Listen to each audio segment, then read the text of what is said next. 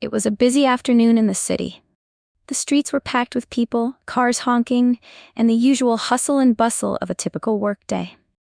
Out of the crowd, a man stepped onto the sidewalk. He was sharply dressed in a tailored suit that screamed wealth.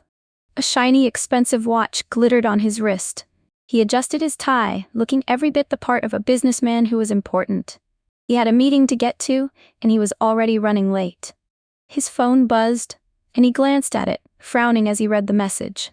The last thing he needed was to be stuck in traffic. He quickly looked around, hoping to spot a taxi. He wasn't used to waiting. Usually, things went his way. He was in charge, always ahead of the game. But today, the universe seemed to have different plans. He scanned the street, tapping his foot impatiently. There were no taxis in sight. He muttered to himself, frustrated. This wasn't how things were supposed to go. He checked his watch again, the minutes ticking by. Come on, he thought, his impatience growing. Finally, after what felt like forever, he saw a taxi slowly coming around the corner. It stopped in front of him. Without thinking twice, he opened the door and jumped in. The taxi door slammed shut behind him, and the rich man sank back into the seat, still fuming. The driver, a middle-aged man with graying hair, greeted him with a simple nod. "Where to?" the driver asked, his voice calm and even. The rich man glanced at him briefly, then gave a short, annoyed reply. "Just drive. I'm in a rush." The driver nodded again and pulled out into traffic. It wasn't long before the rich man began to fidget, his patience quickly running out.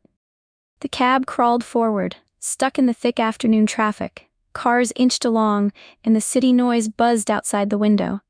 "Why does it always have to be like this?" the rich man muttered under his breath. He was used to things moving quickly, efficiently. But here, in the heart of the city, everything seemed to move at a crawl. He glanced at the driver again, then back out the window. "You know, there's a faster way to get to the other side of the city. Why aren't you taking it?"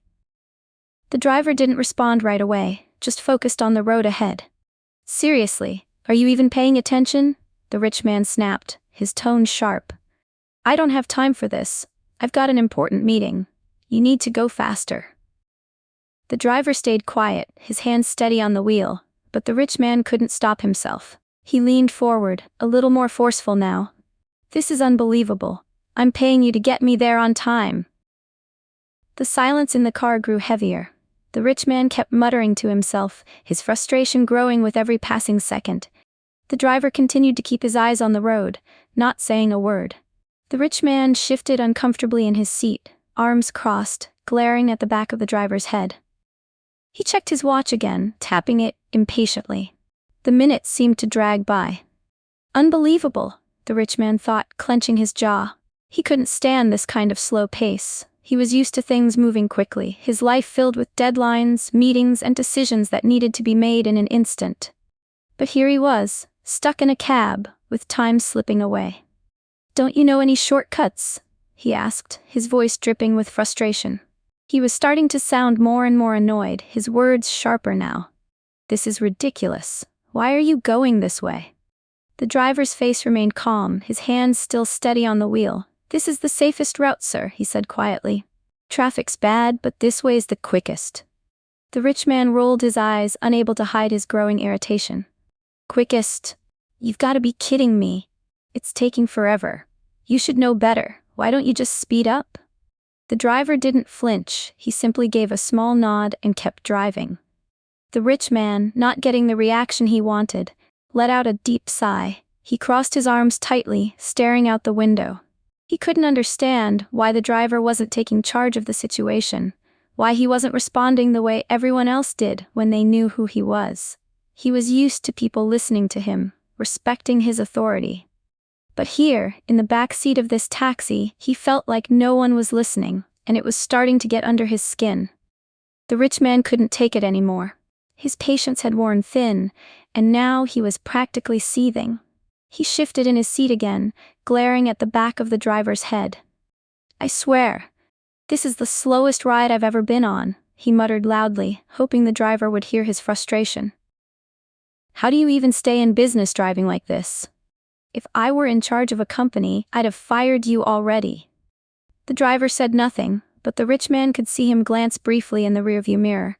That only made him angrier. He was used to people reacting when he spoke. He was a businessman, a man who got results. People listened when he talked. But this driver? He was different. He stayed silent, unfazed, and it only made the rich man more upset. "You know what?" the rich man continued, now raising his voice. "You really need to learn how to do your job. I bet you don't even care about getting your passengers where they need to go on time. Just driving around like it's nothing, like you're not even bothered." The driver gave another brief glance through the mirror but didn't say a word. "You're probably the reason the company's so terrible," the rich man added, now speaking as if he knew everything about the taxi business. "I bet your boss doesn't even know what's going on in the streets. They're probably too busy counting their money, letting people like you run things into the ground." At this point, the driver's calmness started to feel almost like an insult. The rich man was used to people getting defensive when he criticized them. He expected an argument, he expected a response. But the driver just kept his focus on the road. The silence only added fuel to the fire.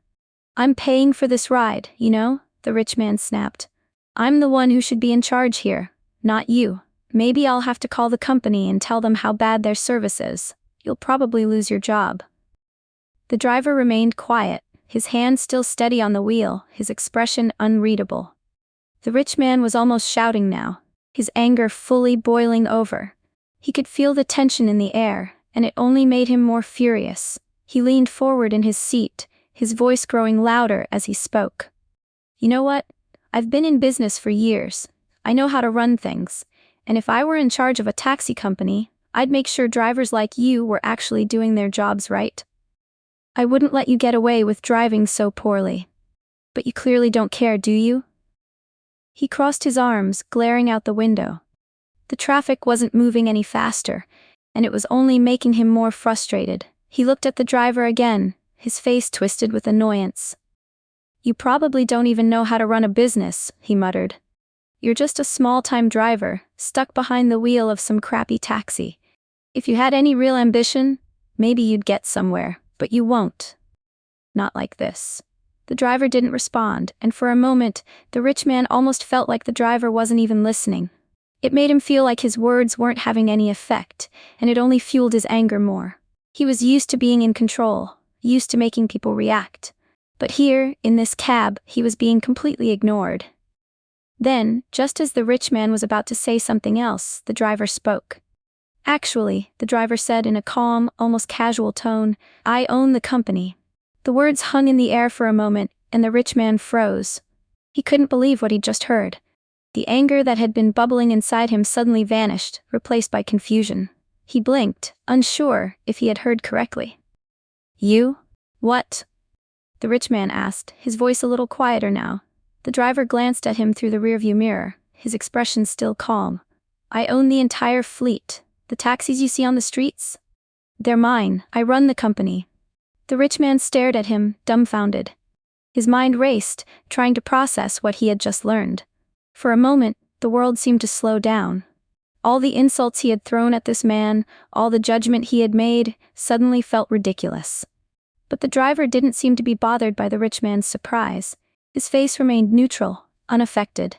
He didn't need to react to the rich man's shock. He knew the truth, and that was all that mattered.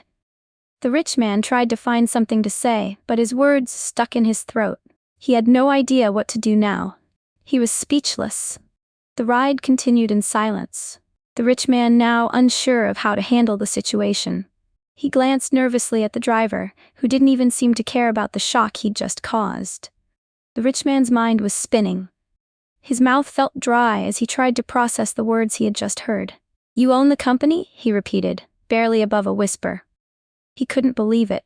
Everything he had said, all the insults and criticisms, had been directed at the very person who ran the entire operation. The irony hit him like a ton of bricks. He shifted uncomfortably in his seat, feeling suddenly exposed. His earlier anger seemed foolish now. How could he have known? He had been so quick to judge, so certain that the driver was just some random, unimportant person. But now, the man sitting in front of him wasn't just some taxi driver. He was the owner of the entire fleet of cabs, something the rich man had never expected.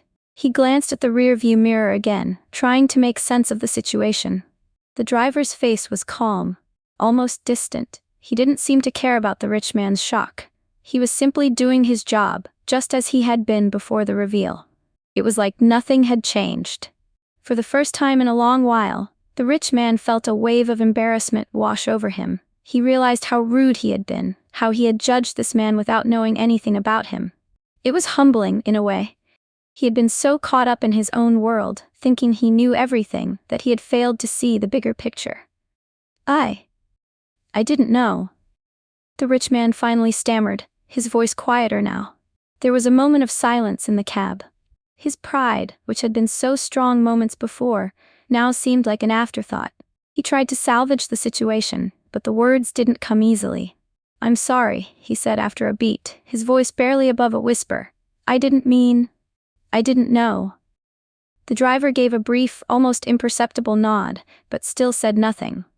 The rich man felt the weight of his own embarrassment. He wanted to say more, to explain himself, but he couldn't find the right words. The silence between them grew, the awkward tension now hanging in the air like a thick fog. The rich man stared at the floor, his mind racing, trying to find some way to make this right. But for now, there was nothing left to say. The taxi slowly rolled up to the building where the rich man was supposed to meet his clients. The street was still congested, but the ride felt different now. The usual rush to get out, to hurry off to the next thing, wasn't there. Instead, the rich man sat in silence, his hands resting on his lap, his mind still processing the encounter. When the car finally stopped, the driver shifted the gear into park and turned off the engine. The rich man hesitated for a moment before he opened the door. He reached into his pocket and pulled out the fare, but as he handed it over, he felt a sense of discomfort. "Thank you," the rich man said, though the words felt weak in his mouth, almost like they weren't enough. The driver glanced up at him briefly, still calm, his face unreadable. He accepted the payment and nodded. "Have a good day." The rich man stepped out of the cab, still feeling a mix of emotions. As he walked toward the entrance of the building, he turned around for one last look at the taxi. He could still see the driver sitting there, unchanged, unaffected by the tension that had filled the ride just moments before. He walked inside, but a part of him remained outside, still caught in the awkwardness of the situation. He had expected to walk into the meeting with his usual confidence, but now that feeling had faded. A strange humility lingered in its place. As the rich man sat in the meeting room, the conversation around him felt distant. His mind kept drifting back to the ride in the taxi. The words he had said, the insults he had thrown, everything replayed in his head over and over. He had spent the past few years in the world of business, making decisions, giving orders, believing that money and power could solve anything. But today, in that cab, he had learned something important. People weren't always what they seemed. And his assumptions, his quick judgments, had been completely wrong.